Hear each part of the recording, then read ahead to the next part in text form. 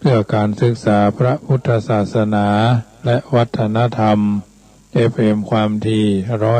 104.50 เมกะเฮิรตซ์วัดหวายหินตำบลสุเทพอำเภอเมืองจังหวัดเชียงใหม่เมตตาในท่านพระครูสมุวิสุวัฒน์วรกิจโจท่านเจ้าวาดวัดหวายหินท่านผู้อำนวยการสถานีวิทยุคลื่น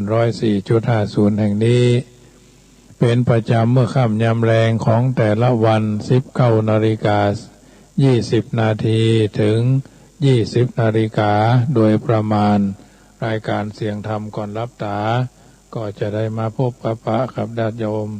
ตั้งแต่วันเสาร์วันอาทิตย์วันจันทร์วันอังคารวันพุธวันพฤหัสทุกวันถ้าปฏิศาสนกิจอันใดวันนี้วันพุธนะวันพุธสุดยอดเฮือรอดพ้นพิษขอเฮือโควิดอย่าติด8 กายสีเขียววันพุธก้าวสู่จุดหมายอยู่สุขสบายเหมือนกันจูผู้เหมือนกันจูผู้วันศุกร์วันพุธวันพุธที่เราท่านทั้งหลายได้กระทำบำเพ็ญภาระธุระหน้าที่ก็คงจะพลิกบ้านพลิกจองถึงบ้านถึงจองกันเป็นส่วนใหญ่แล้วเนาะโดยมากก็ถือว่าเราท่านทั้งหลายญาติโยมธรรมะ4 ประการที่เราควรจะมีอย่าให้มีแล้วก็ควรจะมีการตั้งสติคอยกำกับสนับสนุนว่าธรรมะ4 ประการอย่าเป็นคนนักจับผิดคนที่คอยจับผิดคนอื่นแสดงว่าหลงตัวเองว่าเป็นคนดีกว่าคนอื่นมาหันข้อบกพร่องของตัวเก่ากิเลสฟูท่วมหัวยังมาหู้จักตัวแถมคนที่ชอบจับผิดจิตใจหม่นหมองบ่มีโอกาสจิตประพัดสอนฉะนั้นจูงพ่อคนในแง่ดีสามัคคีจะยั่งยืนชีวิตจะราบรื่นเพราะมีพื้นการศึกษาดีถ้ามองคนอื่นเป็นก็เป็น 2. อย่ามัวแต่คิดริษยาแข่งขันดีบ่ดีสักคนพัดกันดีได้ดีทุกคนเราต้องมีพรหมวิหาร 4เมตตากรุณามุทิตาอุเบกขาคนที่เราริษยาเป็นการส่วนตัวมีชื่อว่าเจ้ากรรมนายเวรถ้าเขาสุขเราจะทุกข์ฉะนั้นเราต้องถอดถอนยาพิษยาความริษยาออกจากใจเราเพราะไฟริษยาเป็นไฟสุมขอนไฟเย็นเราริษยา1 คนเราก็มีทุกข์1 ก้อนเราสามารถถอดถอนความริษยาออกไปจากใจเราโดยใช้วิธีแผ่เมตตาหรือซื้อโคมมาแล้วเขียนชื่อคนที่เราริษยาให้ปล่อยลอยไปกับโคมเหียก็จะดี 3. อย่าเสียเวลากับความหลัง 90% ของคนเรา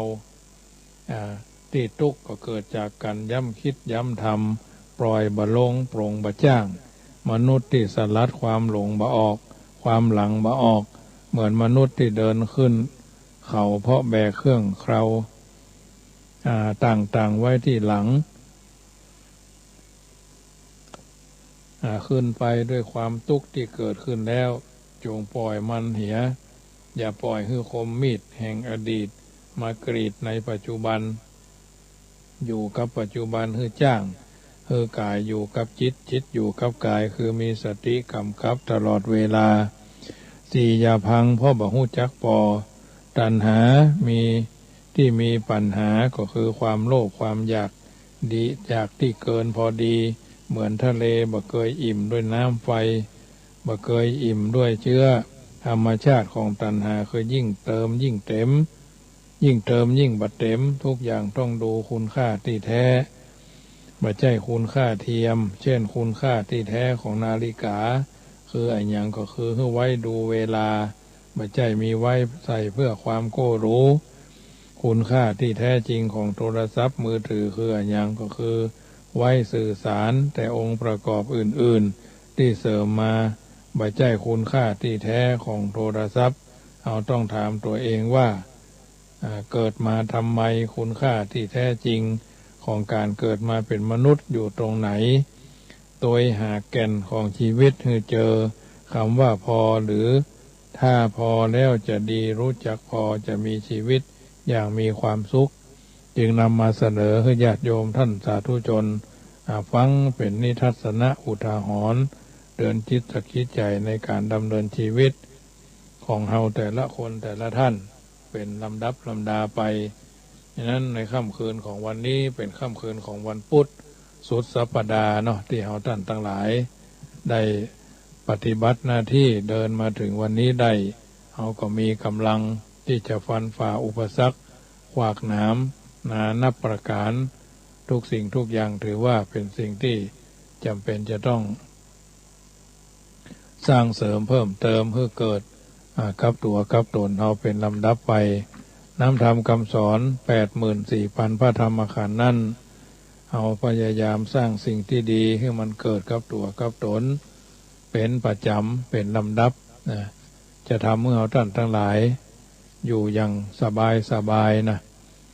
อยู่อย่างสบายบ่วิตกกังวลด้วยประการต่างๆน้ำธรรมคำสอนเท่านั้นจะได้เป็นสิ่งที่ทำเมื่อเราถือเรายึดเราประพฤติแล้วเราก็จะอยู่กันอย่างบ่ต้องมาวุ่นวายส่วนใดส่วนหนึ่งมีพระบาลีกล่าวเอาไว้ว่าธัมโมหเวรคติธรรมจารีธัมโมสุจินโนสุขมาวหาติเอสานิสังโสธัมเมสุจินเนนะทุกขติงคัจจติธรรมจารีแปลว่าธรรมะแลย่อมรักษาผู้ประพฤติธรรมที่บุคคลประพฤติดีแล้วนำความสุขมาให้ข้อนี้เป็นอานิสงส์ในธรรมที่บุคคลประพฤติดีแล้วคนประพฤติธรรมย่อมบ่ไปสู่สุขติย่อมบ่ไปสู่ทุกขติสมเด็จพระสัมมาสัมพุทธเจ้าเสด็จสำราญอิริยาบถอยู่ณพระวิหารเชตวันใกล้เมืองสาวัตถีแคว้นโกศลทรงปรารภถึงความกตัญญูของพระองค์ที่มีต่อพุทธมารดาจึงตรัสธรรม3ประการคือสัจจะความอู้จริงขันติความอดทนให้อภัยและกตัญญูรู้จักคุณของผู้มีพระคุณแก่ภิกษุทั้งหลายและให้ได้นำอดีตนิทานจาดกในสมัยที่พระองค์ยังเป็นพระโพธิสัตว์เสวยพระชาติเป็นลูกโคมาเล่าให้ทุกเจ้าทั้งหลายฟังว่ากาลล่วงแล้วมีชาวเมืองโกศลรัฐคนหนึ่งเลี้ยงแม่งัวนมไว้ตัวหนึ่งชื่อนางพระหรามีลูกน้อยที่ยังติดนมอยู่ตัวหนึ่งคราวหนึ่งนางพระหราคาวีพาลูกน้อยออกไปหากินหญ้าอ่อนในป่าแถวเชิงเขาหิมพานต์เกิดพัดหลงกับลูกเข้าไปในป่าลึกแต่ตัวเดียวส่วนลูกโคก็ลงไปแถมต่างหนึ่งขณะนั้นมีเสือโคร่งตัวหนึ่งอาศัยอยู่ในป่าเชิงเขาหิมพานต์กำลังซุ่มหาเหยื่อแลหันนางพระหราคาวีกำลังกินหญ้าเพลินอยู่กึดจะจับนางกินเป็นอาหารจึงเดินตรงลี่เข้าไปหมายจะตะปบนางพระหราคาวีเงยหน้าขึ้นมาแลหันเสือโคร่งตกใจกลัวจนตัวสั่นแต่ยังแข็งใจฝืนถามไปว่าข้าแด่พญาเสือโคร่งท่านมีความประสงค์อันยังกาเสือโคร่งตอบว่าข้าจะจับเจ้ากินเป็นอาหารน่ะกะนางพระหราคาวีอ้อนวอนว่าข้าแด่พญาเสือโคร่งขอท่านกรุณารอไว้ก่อนข้าเจ้ามีลูกน้อยอยู่ตัวหนึ่งขอเวลาให้ข้าพเจ้าปิกไปหาลูกได้ดื่มนมก่อนแล้วจะปิกมาให้ท่านกินเสือโคร่งกล่าวว่าถ้าเจ้ารักษากรรมข้าก็จะงดไว้ก่อนนางพระหราคาวีลาเสือโคร่งรีบกลับไปหาลูกโคน้อยบอกกับลูกว่าลูกฮักเอ๋ยขจายฟังกินนมแม่อย่าเร็วเตอะเสร็จแล้วแม่จะรีบไปให้พญาเสือโคร่งกินเป็นอาหารลูกโคน้อยกล่าวว่าเหตุไรแม่จึงกล่าวอย่างนั้นนางพระหราคาวีร้องให้ด้วยความฮักและสงสารลูกน้อยจึงเล่าความทั้งหมดให้ลูกฟังลูกโคน้อยมีน้ำใจฮักและภักดีมีความกตัญญูรู้จักพระคุณของแม่จึงกล่าวว่าแม่บ่ต้องไปให้เสือ พญาเสือโคร่งกินละลูกจะไปพญาเสือโคร่งกินแตนเองครับแม่เนาะนางพระราคาวีกล่าวว่าบ่ได้หรอกลูกเขยเมื่อแม่จะมานั้นได้คำมั่นสัญญาไว้กับพญาเสือโคร่งว่าจะปิกไปมันกินคำอู้ของแม่เป็นคำอู้ที่แท้แม่ต้องรักษาไว้ขึ้นชื่อว่าวาจาแท้วาจาจริงเป็นสัจธรรมที่สมบัติน่าใคร่ทุกประการเทพยดาอาหักและมนุษย์ทั้งหลายต่างก็สรรเสริญกรรมอู้จริงตรงกันข้ามกรรมอู้เท็จเป็นกรรมอู้ที่เลวทรามต่ำช้าดังนั้นถึงแม้ว่าร่างกายของแม่นี้จะพินาศย่อยยับแม่ก็จะบ่ขอทิ้งวาจาสัตย์จริงนางพระหราคาวีให้ลูกน้อยดื่มนมแล้วก็พระจากลูกน้อยปิกไปหาเสือโคร่งที่รอคอยอยู่ฝ่ายลูกโคน้อยก็เดินห้องตัวหาแม่ไปยืนอยู่ข้างหลังแม่โคกล่าวอ้อนวอนเสือโคร่งว่าข้าแต่พญาเสือโคร่งขอท่านอย่าได้กินแม่ของข้าพเจ้าเลยจุงกินข้าพเจ้าแทนเตอะจงให้ชีวิตแม่ของข้าพเจ้าโดยเสือโคร่งฟังลูกโคน้อยอู้มีจิตใจสงสารเอ็นดูลูกโคน้อยจึงนึกชมเชยในความกตัญญูโอ้คุณของแม่มันจึงกล่าวว่าข้าอดยกโทษบ่กินเจ้าถึงแม่ถึงลูกละทานใดนั้นด้วยอานุภาพของคุณธรรม3ประการคือสัจจะอู้จริงขันติอดใจอภัยกตัญญูความรู้คุณท่านผู้มีพระคุณของสัตว์ทั้ง3จึงบันดาลให้เกิดความเร่าร้อนไปถึงสวรรค์จันดาวดึงอันเป็นภพที่ประทับของท้าวสักกะเทวราชท้าวสักกะเทวราชทรงใจทิพยเนตรสอดส่องดูก็ทราบเหตุจึงเสด็จลงมาจากสวงสวรรค์เข้าไปหาสัตว์ถึง3แล้วได้กล่าวสรรเสริญคุณธรรม3ประการของสัตว์ทั้ง3ว่าความจริงเท่านั้นเป็นธรรมะที่ยิ่งใหญ่ในโลกเมื่อความจริงมีอยู่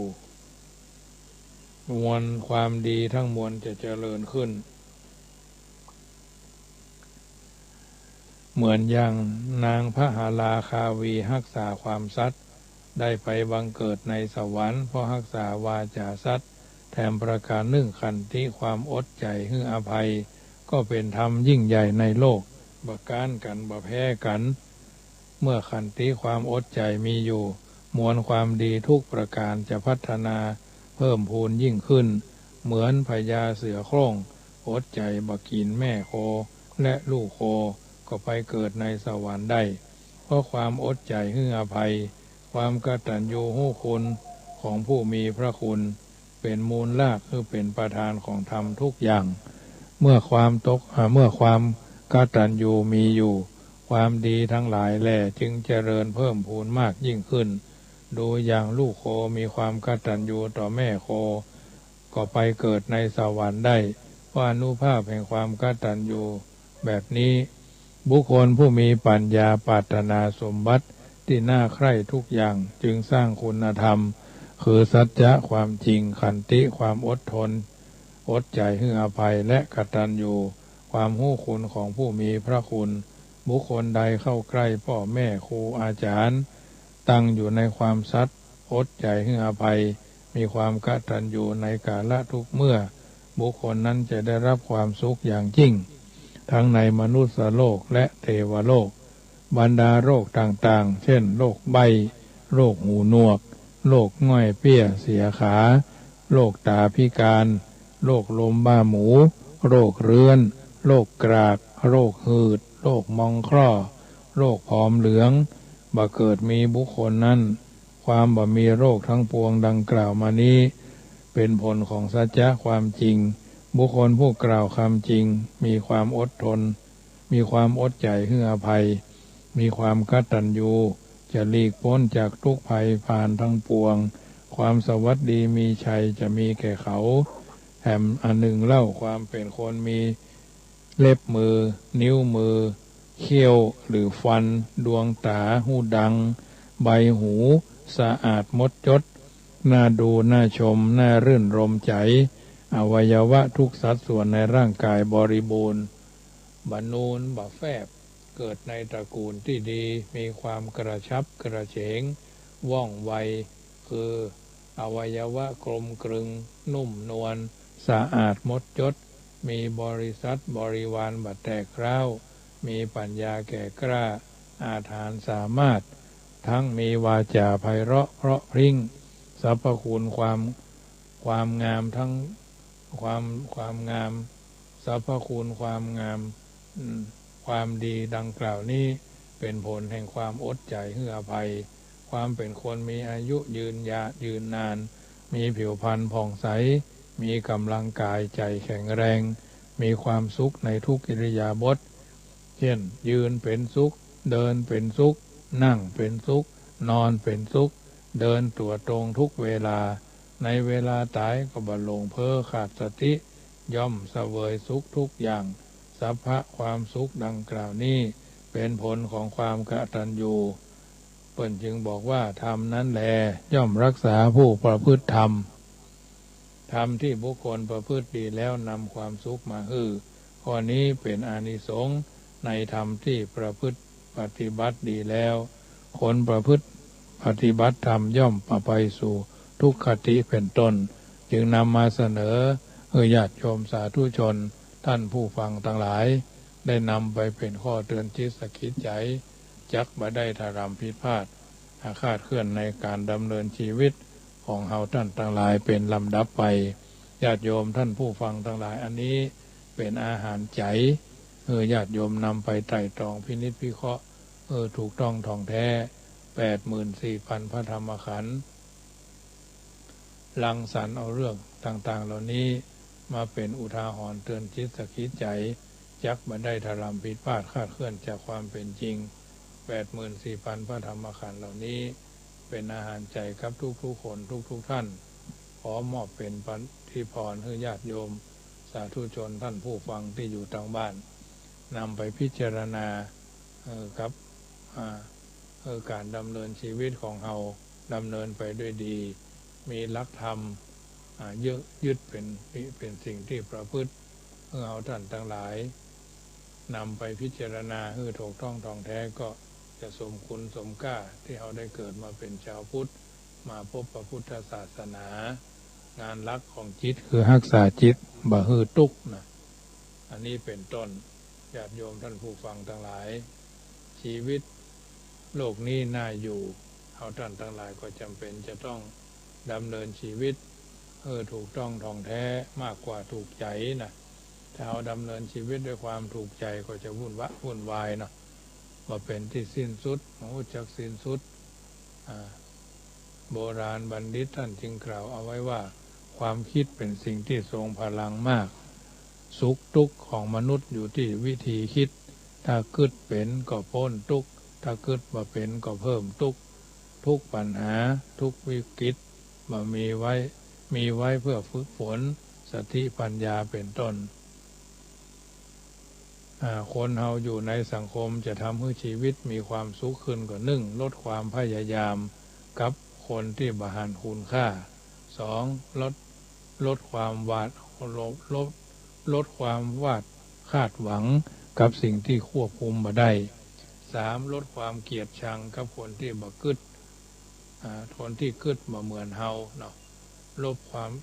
มเกลียดชังกับคนที่กึศบ่เหมือนเฮา4ลดความกังวลกับอนาคตที่ยังมาบ่ถึง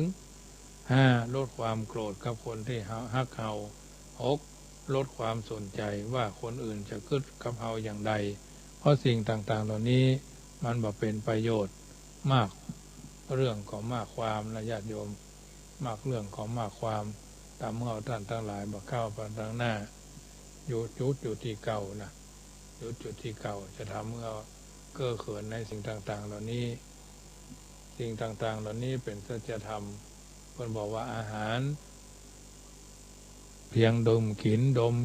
เพียงดมกลิ่นเพียงดมกลิ่นจะหู้หรือว่าอร่อยหรือบ่อร่อย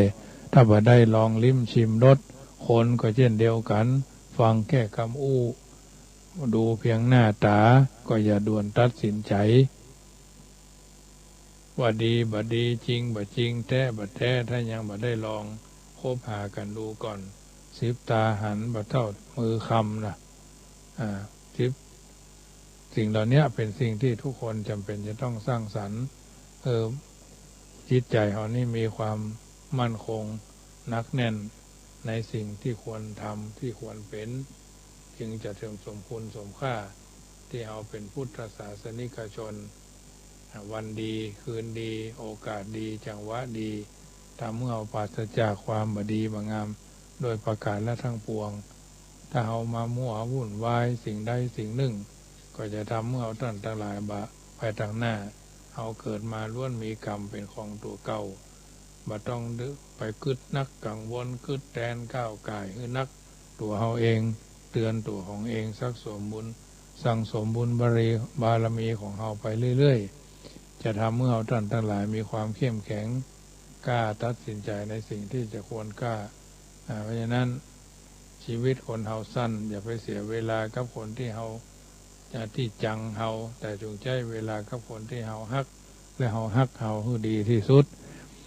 ในวันที่เราถูกเข้าใจผิดจงอู้ให้สั้นอดทนให้นักทำความจริงให้ปรากฏให้นักเมื่อบ่ได้เป็นอย่างที่เข้าใจที่เขาเข้าใจก็บ่ใจหน้าที่ของเขาต้องแก้ตัวแต่เป็นเขาที่ต้องทำความเข้าใจเขาถูกต้องต่างหากสมกับที่เขาเป็นพุทธศาสนิกชนมีพระพุทธเจ้าเป็นผู้นำมีพระธรรมเป็นแผนที่มีพระอริยสงฆ์เป็นผู้ชี้ตัวเอาคือแหล่งแห่งการทำดีให้ก็ทำชั่วนะ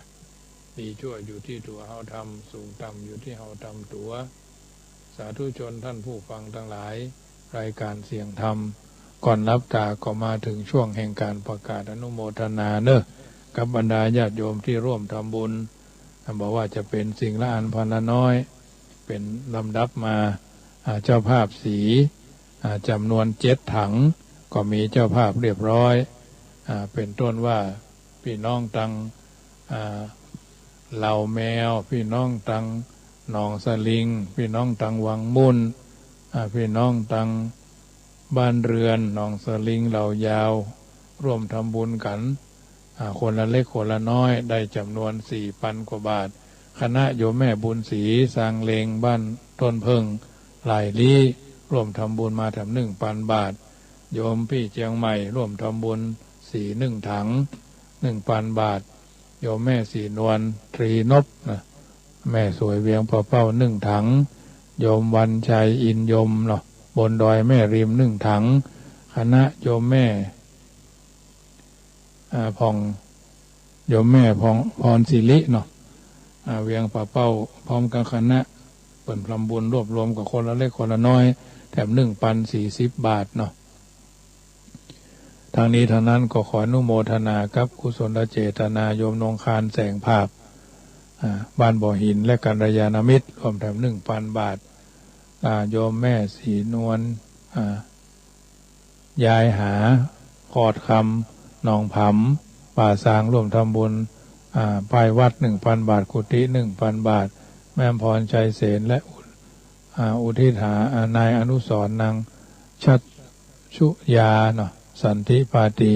อุทิศหาพ่อวิมูลชัยเสนกระดิ่ง1 แก่นพนานมูลแม่บัวเรียวพงตุ้ย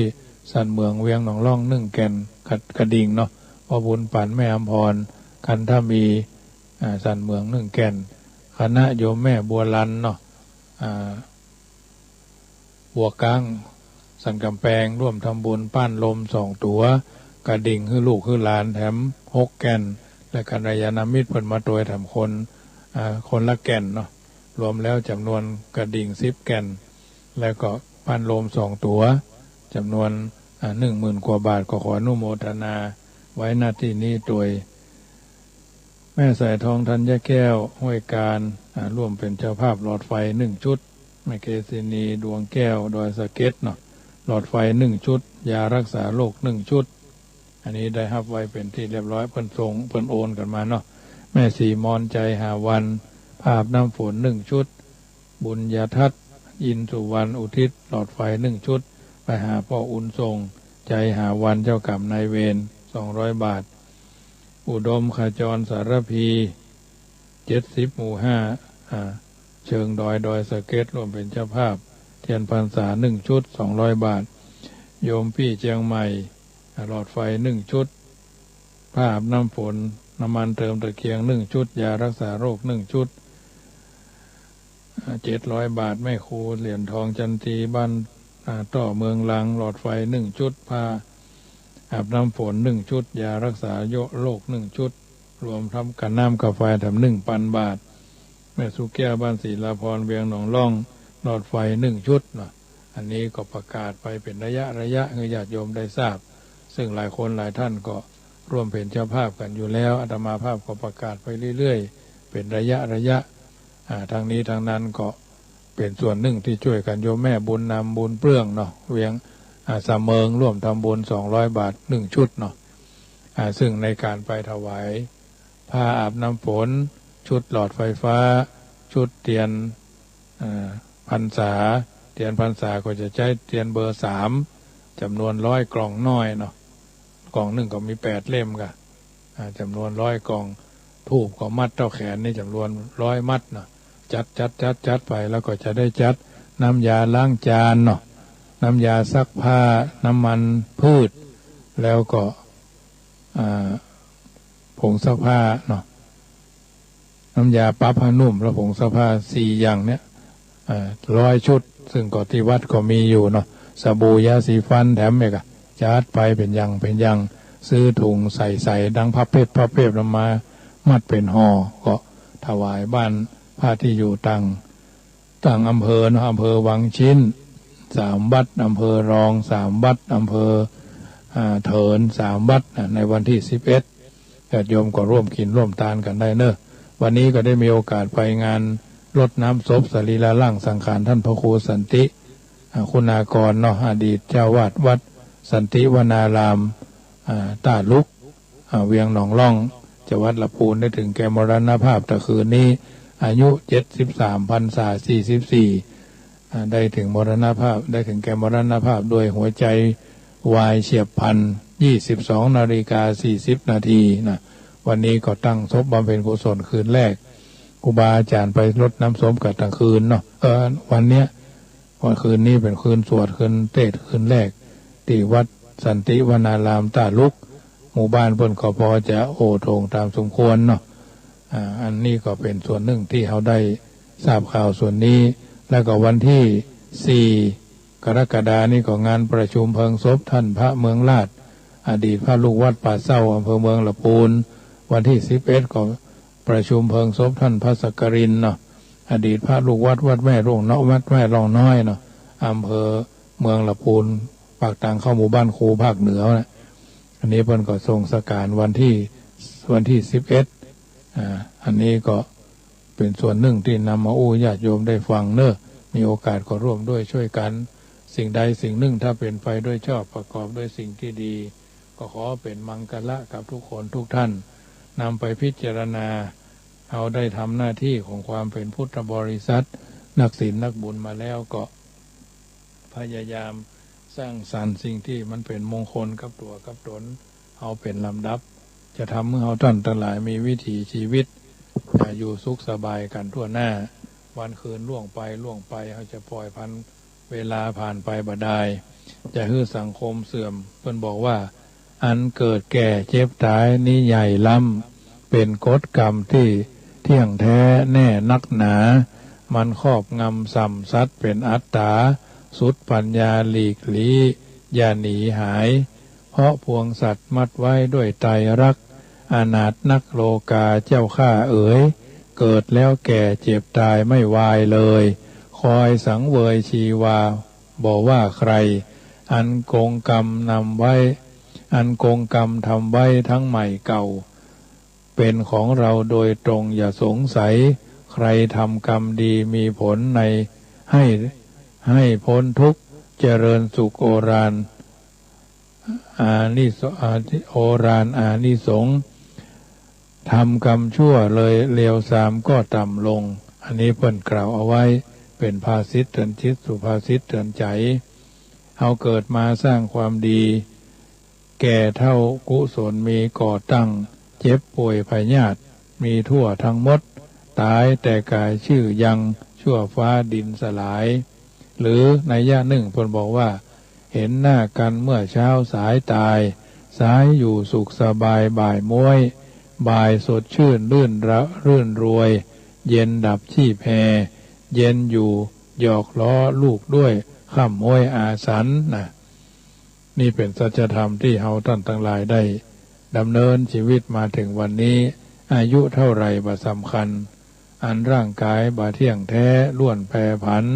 บ่แน่นิ่งทุกสิ่งสัตว์หมัดตึกตรองถึงความจริงสิ่งผูกพันต้องมีอันผันแปรไปไม่ยั่งยืนความพัดภาคจากของรักสลักจิต